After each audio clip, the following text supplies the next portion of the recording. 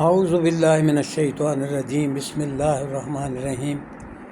9वां पारा सूरा अल-अराफ 21वें रुकू दा निचोड़। 21वें रुकू च सबत वालियां दा वाक़या बयान किया गया है। तो सबत वाले वो सन जिन्हां ने सबत मतलब हफ्ते दे दिहाड़े कानून की खिलाफवर्जी की सी। अल्लाह ने यहूदियों को हुक्म दिता सी कि सबत दा यानी हफ्ते का पूरा दिहाड़ा मेरी बंदगी ते मेरे जिक्र विच गुजारना। यहूद दे एक कबीले दा जिंदी गुज़र औकात रोज़ी रोटी दा जरिया मछलियां सन, उन्हां दा शिकार सी।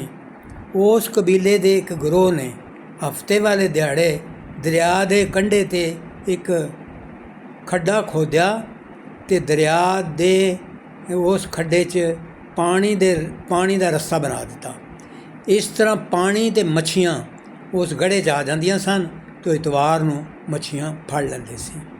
ज़ाहिरा तौर ते तो उस गिरोह ने हफ्ते वाले दिन मछलियां नहीं सी फड़ियां ना वेचियां, पर हकीकत विच उन्हां चलाकी नाल मच्छियां नूं जमा कर कीता।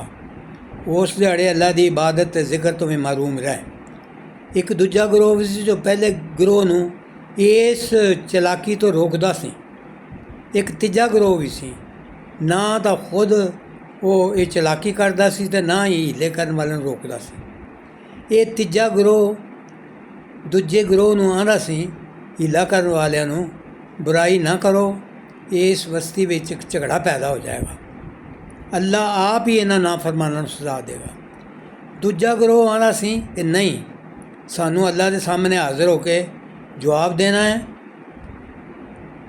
असीं उस वेले की कह सकांगे कि अल्लाह तुहाडी नाफरमानी ते असीं चुप करके चैन से नहीं बैठे थे।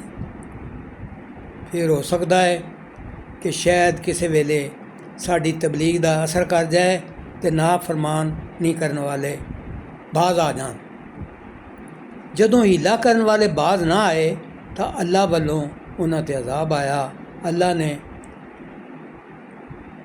नरोल उन्हां लोगों को बचाया जिहड़े बुराई तो रोकते सन, गलत काम नहीं करते सन, पर बुराई तो रोकते भी नहीं सी, वो भी अजाब की लपेट च आ गए।